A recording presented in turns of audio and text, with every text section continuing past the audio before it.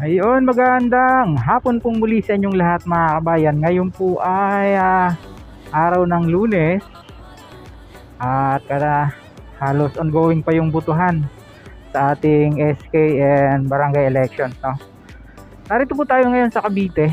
Tayo naman po ay nagampanan natin yung ating tungkulin. Pagkatapos po ng mga bagay na yan ay ibabahagi naman po natin sa inyo itong mga ongoing construction dito mga kabayan. Particularly nasa Amadeo po tayo dito sa East-West Lateral Road at uumpisahan po natin dito sa Pangil Road, no? Itong nakita nyo na crossing na ito at didiretso po tayo dito. Kumustahin natin yung mga latest development po dito kasi huling punta po natin dito maybe last 2 months na po yun. May barracks na sila dito. Ito gawa na to nung punta tayo pero hindi pa ganyan kapulido.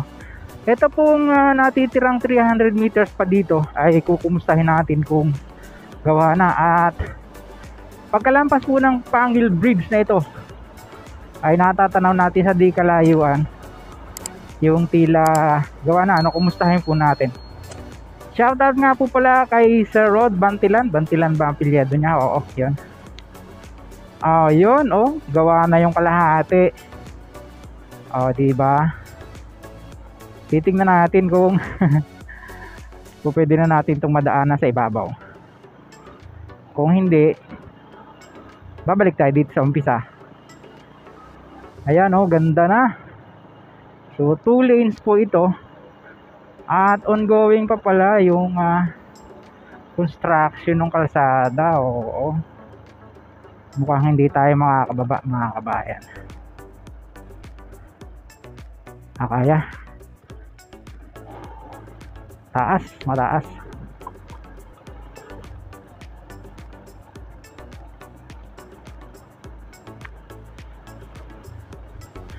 At least kahit paano nakita natin yung improvement, no?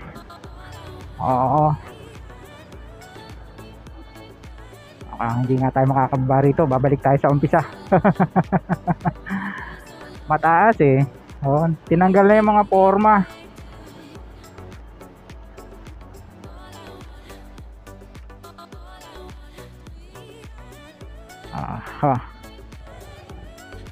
Baba tayo para hindi naman yung ating motor marugado.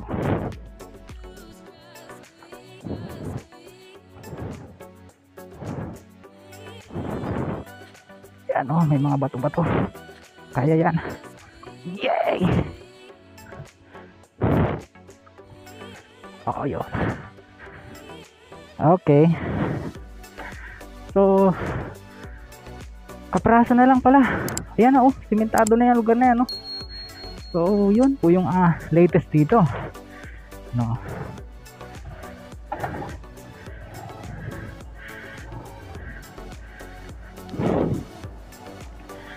Maganda na yung development mga kabayan. Kapraso na lang to. Kaunting tiis na lang.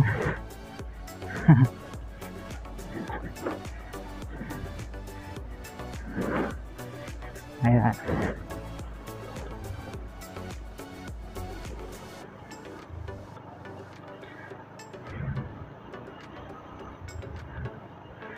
At dediretsuhin po natin hanggang sa dulo sa Indang Mindes Road. Napakaganda ng panahon. Ang init ng sikat ng araw dahil nagbago na nga po yung ihip ng hangin. Ngayon po ay amihan na yung umiiral dito sa atin. Kaya sa mga matataas na bahagi, lalo na po dito sa bahagi ng Tagaytay ay ramdam na yung lamig, no?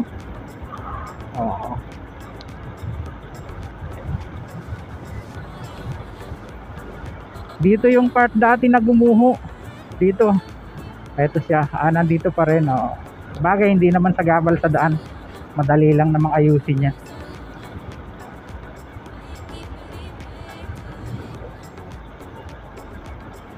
Sir Rod, nandito po ulit ako sa area mo.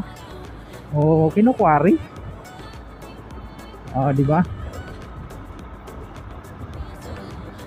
Shoutout po sa family ni Sir Rod sa Davao City. Yan.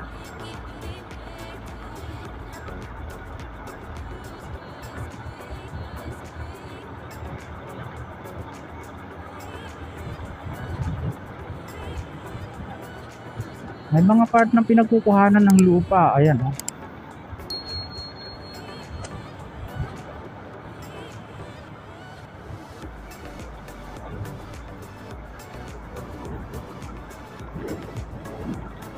Kasi Sir Rod yun, ah.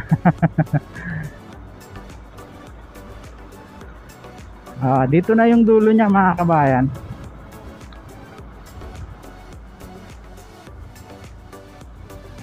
Saan pa kaya paglalagay itong mga girders sa pagkahabang to? Bukas na siya.